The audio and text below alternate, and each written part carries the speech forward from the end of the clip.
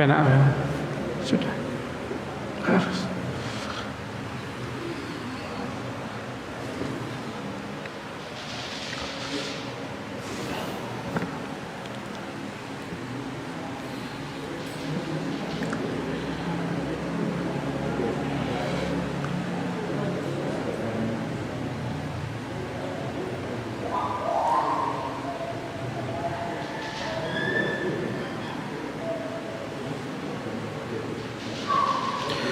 Bismillahirrahmanirrahim.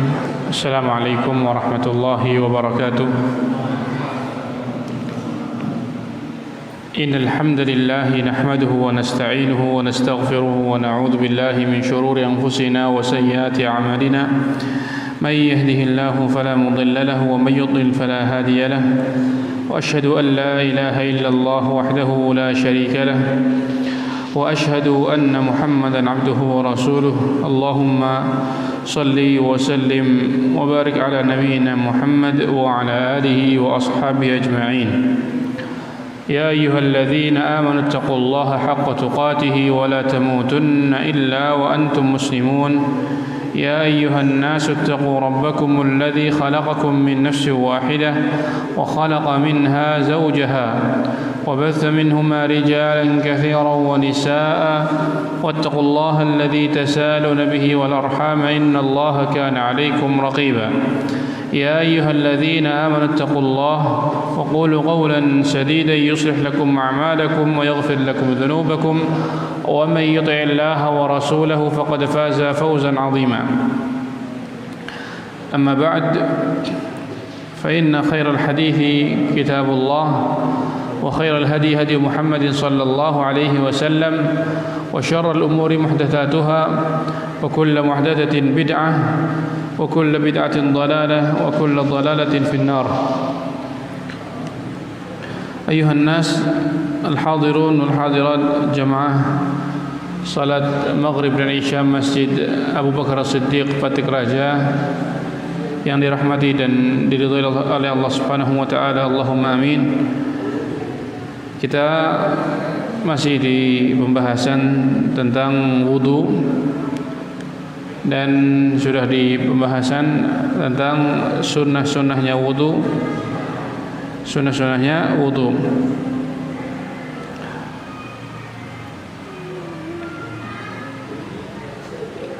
Baik. Dan penulis hafizahullah taala ya mencantumkan di kitab ini ada 12 hal yang termasuk sunnah-sunnah wudu. Yang pertama adalah membaca bismillah. Yang kedua adalah bersiwak sebelum berwudu. Yang ketiga adalah mencuci tangan di awal dengan 3 kali cuci. Kemudian yang keempat adalah bersungguh-sungguh ketika melakukan kumur-kumur dan istinsyak, menarik air ke dalam hidung. Yang keenam, karena yang tadi yang masuk 4 dan 5. Yang keenam adalah menyela-nyela jari.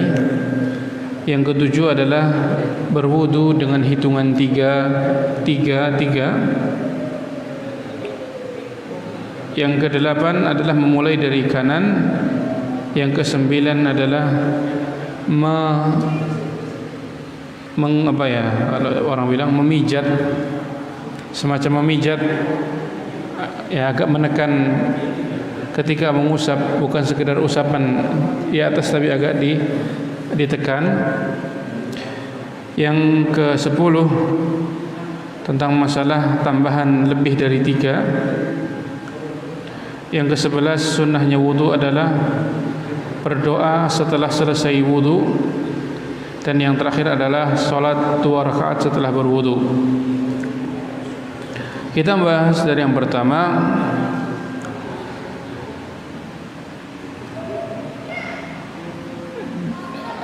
Baca bismillah ketika berwudu dianggap sunnah oleh jumhur ahli fikih. Jumhur ahli fikih menganggapnya sunnah.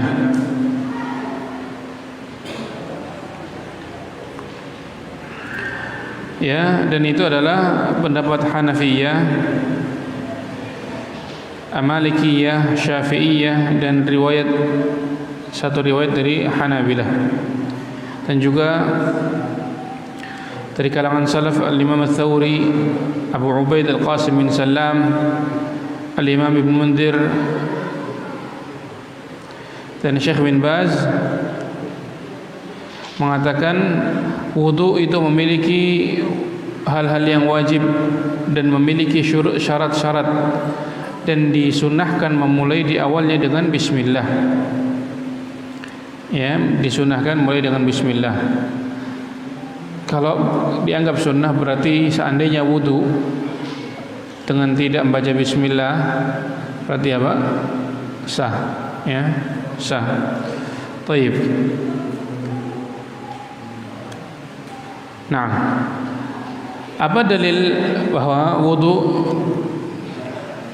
adalah dimulai dengan bismillah?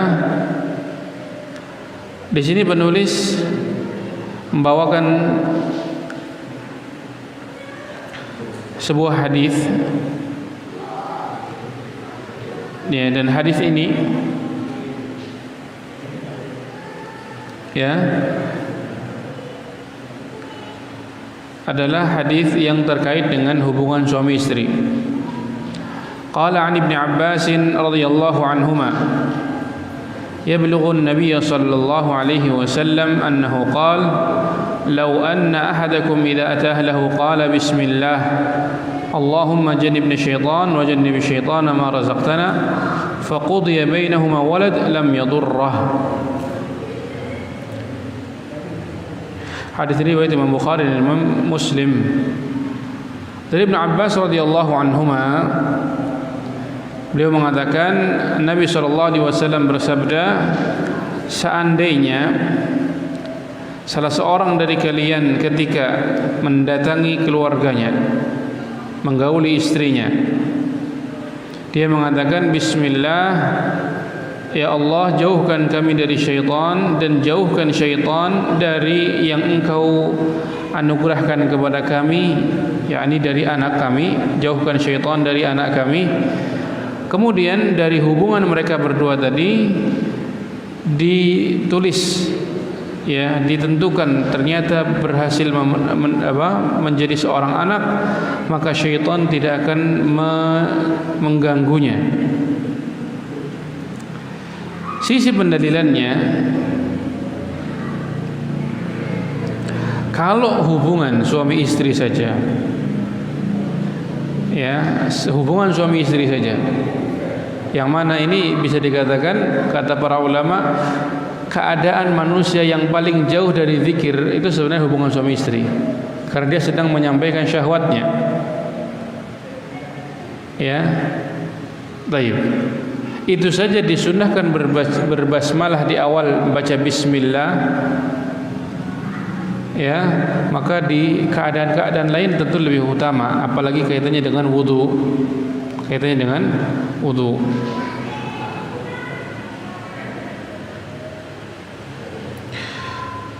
Dan dalil yang lain adalah bahwa bismillah disyariatkan pada segala perkara yang banyak, yang itu termasuk ibadah atau juga selain ibadah. Disyariatkan makan bismillah, masuk rumah bismillah, keluar darinya bismillah, berhubungan suami istri bismillah, mandi dimulai dengan bismillah, termasuk juga ketika buang hajat. Ketika buang hajat memulai doanya, bismillah, Allahumma inni a'udzubika minal khubuthi wal khaba'ith. Ya. Maka begitu pula wudu, sesuatu yang sama dengannya, yang disunahkan untuk dimulai dengan bismillah.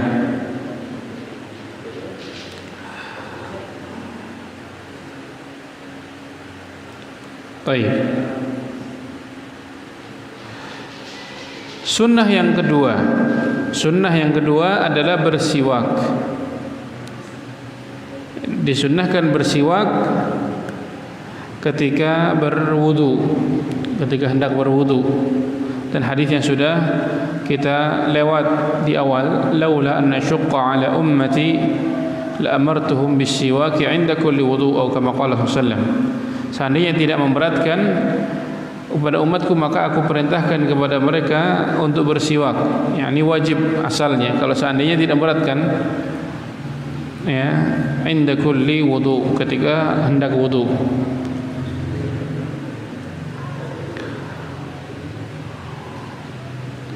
Dan semakna dengannya adalah menggosok gigi.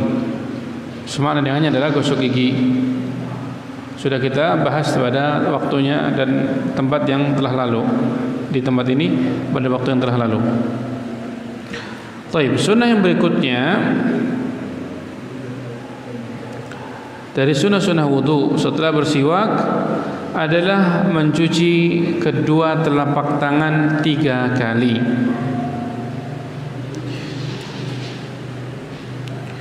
Disunahkan untuk mencuci kedua telapak tangan sebelum berwudu 3 kali sampai ke pergelangan. Tangan bagian depan, bagian telapak dan punggungnya ya sampai ke pergelangan. Ketika memulai wudu, bagi orang yang tidak bangun tidur. Kalau yang bangun tidur gimana? Hukumnya wajib untuk cuci telapak tangan dulu, ya, sebelum memasukkan ke dalam bejana. Rasulullah sallallahu alaihi wasallam ketika masalah bangun tidur mewajibkan seorang untuk mencuci tangannya 3 kali sebelum dimasukkan ke dalam bejana, ke dalam gayung. Nah. Dan ada kisah terkait masalah ini. Seseorang ketika disampaikan kepadanya hadis Rasulullah SAW, ya, bahwa tidak boleh seorang memasukkan tangannya ke dalam bejana sebelum dicuci 3 kali, Rasulullah mengatakan, sesungguhnya kalian tidak tahu di mana ia bermalam. Tangan kalian di mana bermalam? Maka orang tadi mengatakan dengan sombongnya, aku tahu. Tanganku kalau malam tidurnya di mana? Di kasur. Seperti itu ya. Mengolok-olok hadis. Malam itu dia tidur, bangun tidur tangannya sampai ke siku sudah di dalam anusnya, di dalam mata sampai ke dalam sudah. Entah gimana caranya, Allah yang menentukan.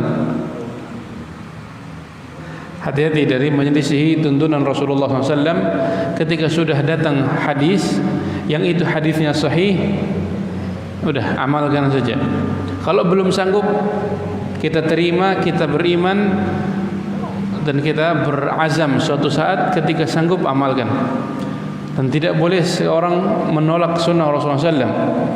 Tuntunan Rasulullah SAW tidak boleh ditolak. Ya, orang ini dia memperolok-olok sunnah Rasulullah SAW yang dianggapnya perkara ringan. Tapi Allah Subhanahu wa taala segerakan untuknya hukuman. Di malam itu juga dia tidur, tangannya sampai ke siku sudah di dalam lubang belakangnya, sampai enggak tahu gimana cara mengeluarkannya itu. Allah, ya. Dan terkait masalah siwak juga ada kisah yang itu terjadi, bahkan disaksikan di Damaskus oleh orang-orang yang hidup di saat itu. Seseorang diperintahkan untuk disampaikan kepadanya hadis tentang keutamaan siwak. Maka dia berolok-olok. Kata dia, saya enggak mau siwakan kecuali lewat belakang. Dia bilang gitu, dan dilakukan. Dia pakai siwak untuk di bagian belakang dia, di duburnya. Setelah itu dia hidup berapa bulan atau 1 bulan kurang lebih atau lebih, dalam keadaan dia selalu mengeluh sakit perut. Perutnya membesar, sakit perut dan lain-lain. Sampai setelah sekian bulan itu dia hidup, tiba-tiba dia keluar dari lubang belakangnya, dia melahirkan ini laki-laki padahal hewan. Seperti kepalanya kepala ikan, tubuhnya tubuh apa? Hewannya aneh. Kata dia, ini hewan yang sudah memotong-motong usus saya.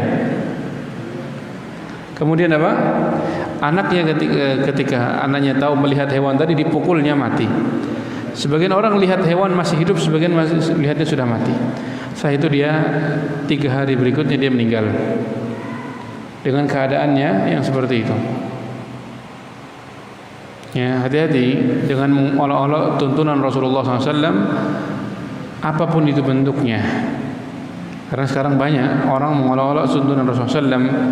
Ada yang mengolok-olok jenggot, ada yang mengolok-olok hijab dan cadar, ada yang mengolok-olok tidak isbal, ya, ada yang mengolok-olok orang pergi ke masjid dan lain-lain.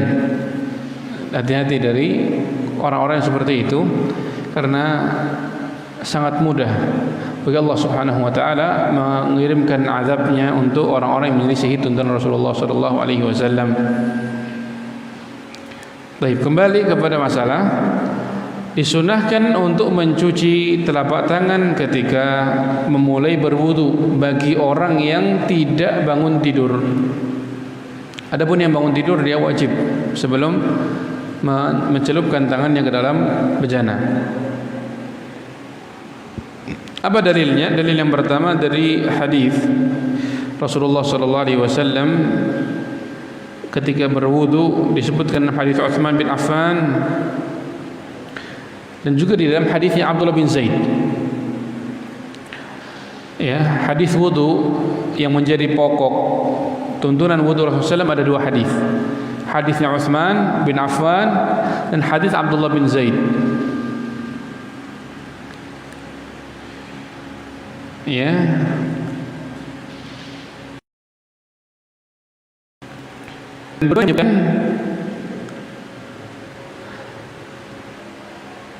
فغسل كفيه ثلاث مرات.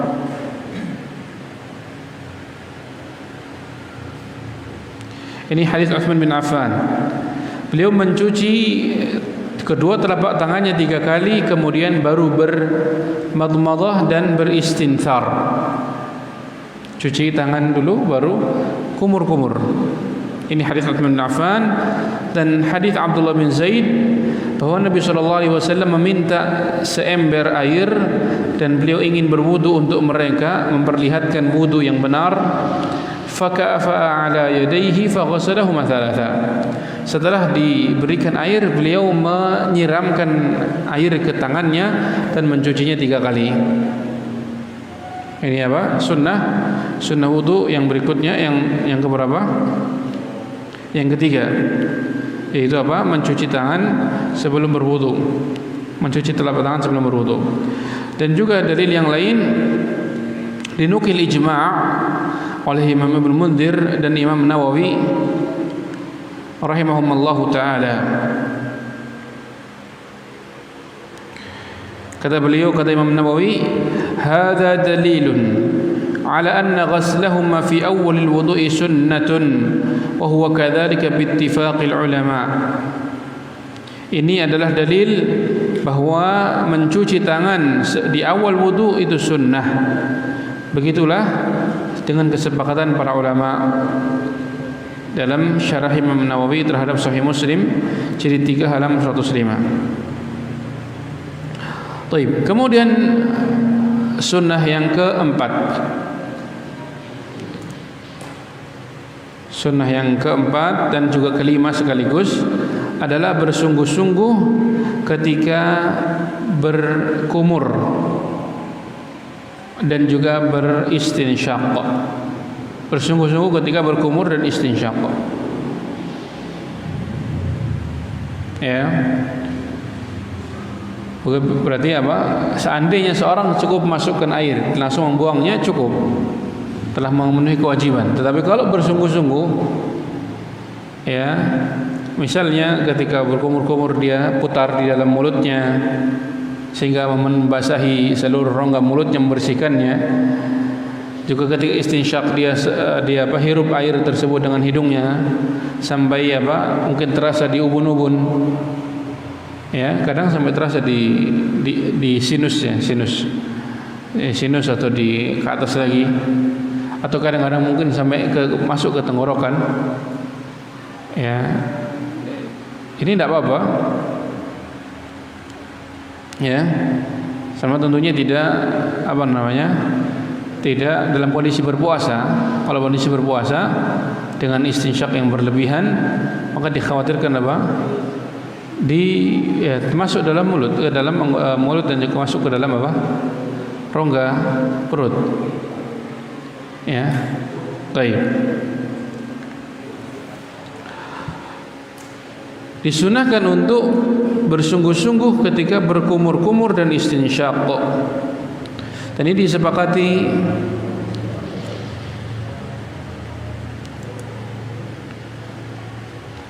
ya oleh mazhab fikih yang empat, Hanafi, Maliki, Syafi'i dan Hambali, dan dinukil ijma' tentang masalah itu. Apa tadi? Bersungguh-sungguh dalam berkumur, memutar air di dalam mulut. Kalau bersungguh-sungguh dalam istinsyaq, memasukkannya ke dalam pangkal hidung, ke dalam khayshum. Baik. Dalilnya apa? Dalilnya hadis dari sahabat yang bernama Laqit ibnu Sabirah. Laqit ibnu Sabirah radhiyallahu anhu annahu qala qultu ya Rasulullah akhbirni 'anil wudu. Qala asbighil wudu wa khallil bainal asabi' wa baligh fil istinsyaqi illa an takuna sha'iman. Rawahu Tirmidzi wa Abu Dawud wa ghairuh. Ini diriwayatkan oleh ashabus sunan arba'ah, Abu Dawud, Tirmidzi, Nasa'i, Ibnu Majah, dan disahsankan dan hasan Ibnu Tirmidzi mengatakan hasan sahih.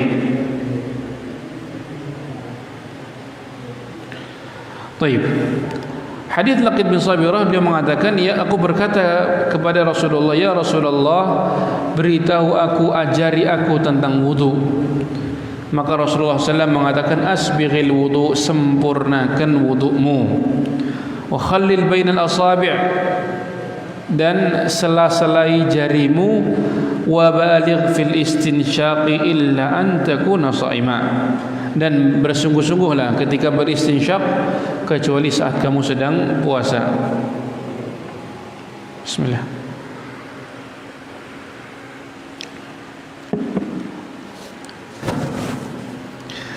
Dalam hadis ini Rasulullah SAW bersabda kepada Laqit ibnu Sabirah, wa baligh fil istinsyaq, bersungguh-sungguhlah dalam beristinsyaq, illa an takuna shaiman, kecuali kalau kamu sedang berpuasa. Menunjukkan sunnahnya bersungguh-sungguh ketika beristinsyaq bagi yang tidak kondisi berpuasa. Begitu juga dikiaskan kepadanya masalah bersungguh-sungguh ketika al-madmadah.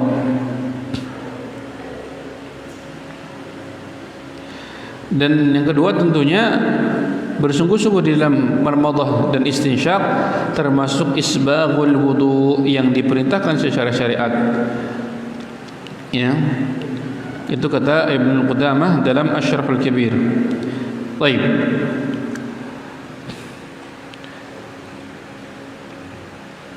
Yang kelima dan yang keempat, yang kelima adalah istinthar. Istinthar hukumnya sunnah. Istinthar, apa itu istinthar? Adalah tarhul ma', kata Imam Nawawi, tarhul ma'i wal adha min al-anfi ba'da al-istinsyaqi. Wa hadha huwa al-mashhur alladhi alayhi al-jumhur min ahli al-hadith wal lughati wal fiqh. Dalam Majmu', Imam Nawawi mengatakan istinthar adalah membuang air dan kotoran yang terbawa oleh air tersebut dari hidung setelah diistinsyaq. Ya, berarti ada pembuangannya. Ini sunnah. Ini yang terkenal di kalangan para ulama, jumhur ulama dari ahli hadis, ahli lughah dan ahli fikih. Dan ini hukumnya sunnah dari sunnah-sunnah wudu sesuai dengan mazhab fikih yang empat, Hanafi, Maliki, Syafi'i dan Hambali. Apa dalilnya? Dalilnya disebutkan dua hadis. Hadis yang pertama dari hadis Amr bin Abi Hasan, dan beliau bertanya kepada Abdullah bin Zaid,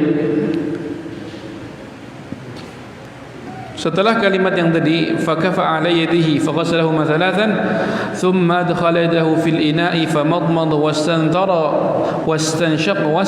thalathan bi thalathi gharafatin min ma'. Setelah mencuci tangan dengan disiramkan air ke dalam tangan tadi 3 kali, beliau memasukkan tangannya ke dalam bejana. Kemudian berkumur-kumur, istinsyaq dan istintar sekaligus 3 kali. 3 perbuatan ini dilakukan 3 kali dengan 3 kali gayung. Maksudnya 1 gayungan kumur sekaligus ditarik, kemudian sekaligus dibuang, sekali gayungan. Kemudian yang kedua, kumur sekaligus ditarik di hidung, kemudian dibuang. Dan yang ketiga juga berkumur sekaligus ditarik ke hidung dan dibuang. Ini metode yang diajarkan oleh Rasulullah SAW, yang disampaikan oleh Abdullah bin Zaid radhiyallahu taala anhu. Ya, beliau melakukannya 3 kali gayung, 3 kali cidukan, 3 kali cidukan air, dan apa? Sekaligus kumur dan istinsyaq sekaligus dibuang. Baik. Hadis yang kedua adalah hadis Abu Hurairah radhiyallahu anhu, anna Rasulullah sallallahu alaihi wasallam qala, "Idza tawadda'a ahadukum falyaj'al fi anfihi ma'an thumma liyanthir."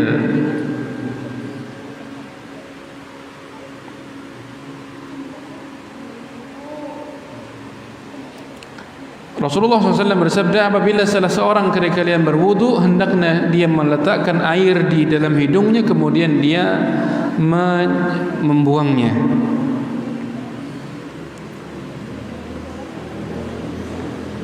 Taib.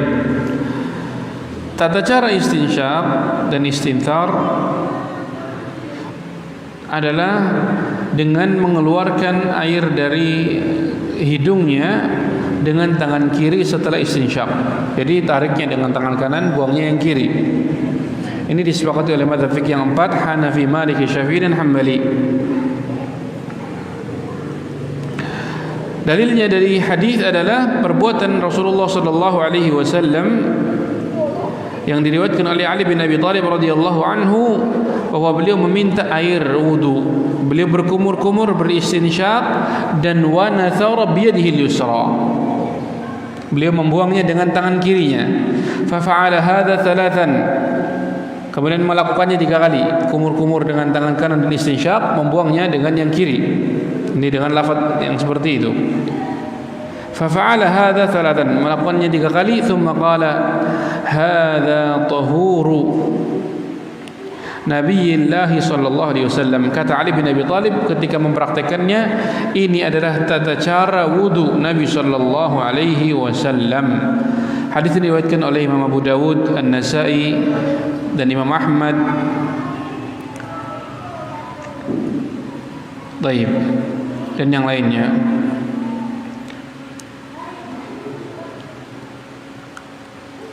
Dan dikuatkan, disahihkan oleh sanadnya oleh Imam Nawawi dalam Majmu' dan Syekh Ahmad Syakir dan yang lainnya.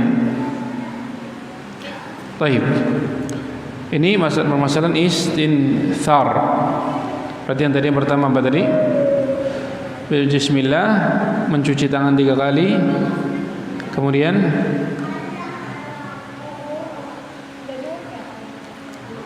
bermubalagha fil madmadati wal istinsyaq. Satu lagi yang lewat, itu yang bersungguh-sungguh sudah kita sebutkan.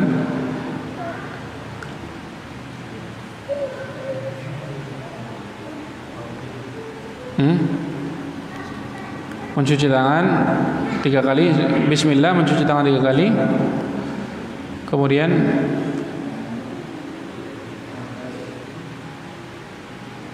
jadi lupa. Baik.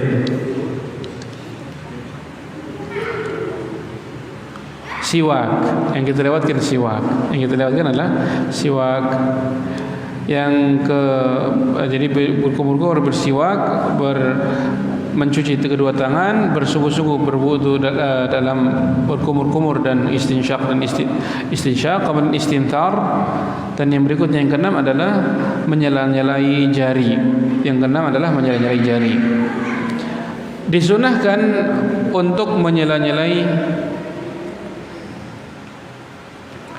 jenggot yang tebal sekaligus juga jari, ya.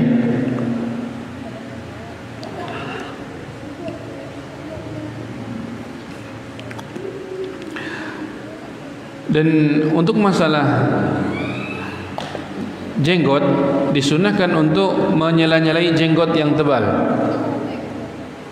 Ini disunahkan, dianggap sunnah oleh jumhur ahli fikih Al-Hanafiyah, menurut pendapat yang paling benar dari mereka.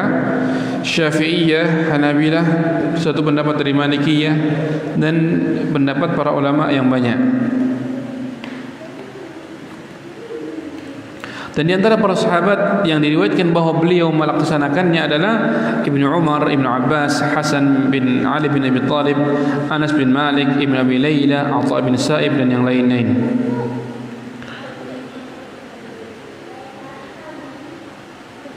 Baik. Dalilnya adalah dari Utsman bin Affan radhiyallahu anhu, anna Rasulullah sallallahu alaihi wasallam tawadda fa khallala lihyatahu. Bahwa Rasulullah SAW berwudu dan beliau menyela-nyelai jenggotnya. Hadis ini dari Utsman bin Affan radhiyallahu anhu diriwayatkan oleh Imam Tirmizi, Ibnu Majah, Ad-Darimi, dihasankan oleh Imam Bukhari dalam sebagaimana disebutkan oleh Baihaqi dalam Sunan Kubra. Taib. Kemudian yang kedua adalah menyela-nyelai kedua tangan. Masalah kedua tangan dan juga kedua kaki, jari-jarinya disela-selai. Kata beliau begini, apabila berhenti sampainya air, ya, apabila sampainya air ke sela-sela jari harus melalui di sela-selai, harus melalui digosok begini. Misalnya wudu kita air sedikit, ya, kalau enggak disela-selai sini enggak gerak, enggak kena, maka ini wajib untuk disela. Wajib untuk disela. Kalau misalnya air itu tanpa disela-selai sudah masuk, maka menjadi sunnah saja. Misalnya wudu kita pakai air keran yang kencang, tanpa diselai sudah masuk, maka ini menyela-nyelai jari masuknya sunnah. Ini mazhab jumhur Hanafi, Syafi'i, Hanabilah, dan satu pendapat dari Malikiyah, ya, yang mereka mengatakan bahwa kalau kondisinya seperti itu, misalnya kita wudu dengan air segini, bisa ya, akhi. Wudunya Rasulullah SAW dengan satu mud, ya. Kemudian apa? Mandinya dengan satu sa'. Ya, segini bisa berwudu, bisa. Ya. Mungkin enggak sempurna dengan mungkin memutar air atau bisa istinsyaq lebih dalam, enggak bisa mungkin. Tapi bisa untuk sampai sahnya wudu selesai. Itu apa? Sampai ke siku, kemudian ini di sela-sela, semuanya sudah terkena, cukup. Semua sudah terkena basah, sudah cukup. Baik.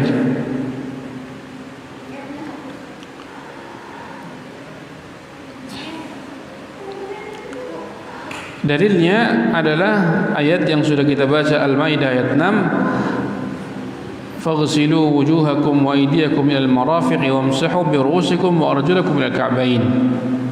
Cucilah wajah kalian, tangan kalian sampai siku, usaplah kepala kalian dan cucilah kaki kalian sampai ke kedua mata kaki.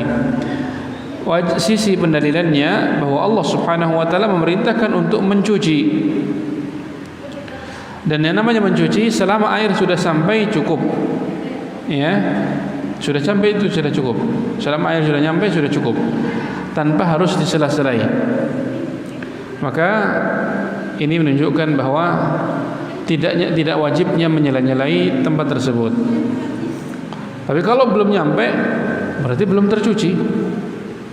Dan kalau belum tercuci dan kita tahu bahwa itu enggak tercuci, atau kita enggak sadar tapi kelihatan sekali, ya, maka itu terancam dengan neraka. Wailun lil aqab minan nar.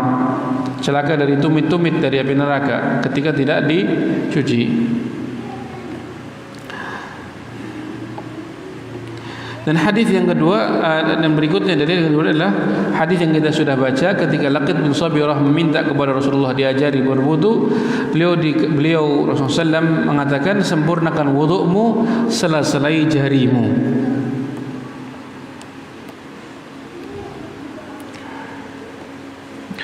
Bagaimana cara menyela-nyelai jari? Kalau tangan disela-selai dengan at-tashbik,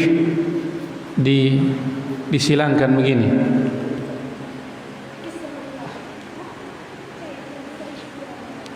Ya. Atau begini ya. Idkhalu syai' fi khilali syai' wa huwa wasṭuhu. Baik. Begini ya, bisa yang lewat belakang atau dari depan, selama sudah tersela-sela cukup ya, sekaligus. Baik. Adapun kaki disela-selai dengan khinsir, yang jari kelingking. Ya, ini disepakati oleh mazhab fikih yang 4, Hanafi, Maliki, Syafi'i dan Hambali. Dalilnya adalah dari sahabat Al-Mustawrid bin Shaddad, bahwa beliau mengatakan, aku melihat Rasulullah SAW ketika berwudu menggosok jari-jari kakinya dengan jari kelingkingnya. Termasuk dalam masalah ini menyela-nyelai jari adalah menggerakkan cincin ya dan sejenisnya ketika ada dipakai tidak dilepas. Itu juga disunahkan untuk menggerakkan cincin dan sejenisnya ketika sudah diketahui bahwa air sudah masuk. Air sudah masuk, maka menggerakkannya sunnah saja. Tapi kalau diketahui cincinnya kencang, atau misalnya kita tahu jam tangan ya sekarang ya, jam tangan, diketahui jam tangan ini menghalangi air, maka harus dilepas. Harus dilepas. Atau harus digerakkan supaya air itu nyampe ke seluruh kulit anggota wudhu kita. Dan ini mazhab jumhur Hanafi, Syafi'i dan Hambali. Dalilnya sama dengan yang di atas, yaitu ketika sudah sampai air maka sudah dianggap mencuci walaupun tidak digerakkan. Taib.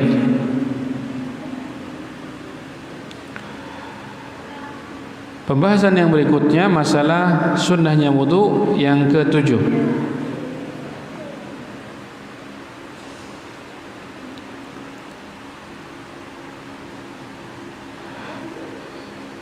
Nah, yang ke-7 adalah berwudu dengan hitungan 3 kali 3 kali. Disunnahkan berwudu dengan hitungan 3 kali 3 kali, yaitu secara global. Karena ada anggota yang dicuci hanya sekali. Apa itu? Kepala. Ya, kepala.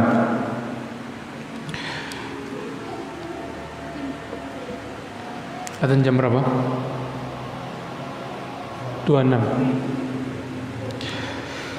Dalilnya adalah sebuah hadis dari Utsman bin Affan. Kita baca hadisnya. Kalau tadi kita baca sepotong saja, kita baca hadisnya secara lengkap. An Humran maula Utsman, dari seorang ulama bernama Humran yang beliau adalah budaknya Utsman bin Affan.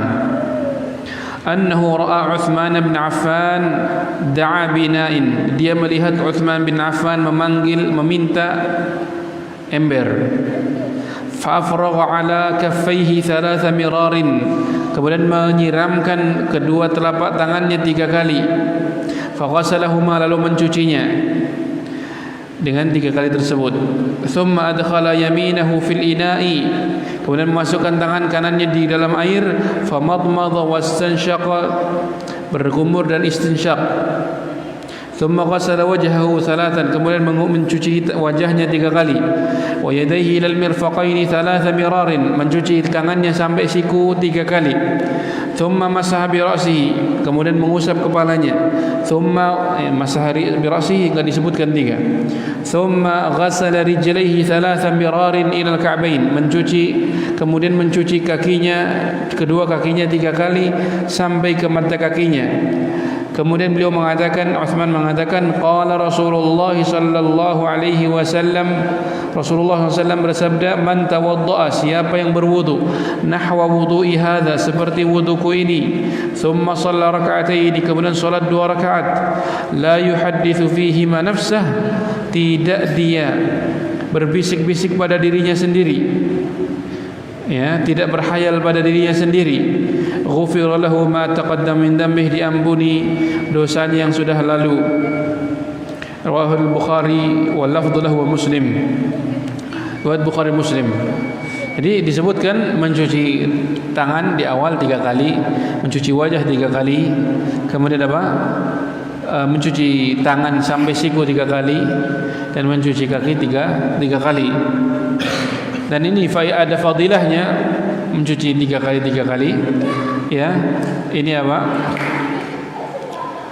Siapa yang melakukan seperti yang dilakukan Rasulullah SAW dengan wudu seperti tadi, kemudian dia sholat 2 rakaat, tidak berbisik-bisik pada dirinya, sholatnya khusyuk, tumakninah, tunduk kepada Allah Subhanahu wa taala, memaknai makna lafaz-lafaz yang dibaca dalam sholatnya, mengerti bahwa dia berdiri di hadapan Allah Subhanahu wa taala, maka pahalanya bagi orang tersebut diampuni dosanya yang sudah lewat.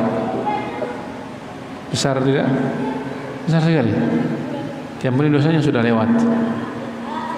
Dan ini ada juga dari yang kedua adalah ijma', dinukil ijma' bahwa berwudu 3 kali ini adalah sunnah oleh Imam At-Tahawi, Ibn Mundir, Ibn Rushd, Imam Nawawi dan Imam Al-Aini.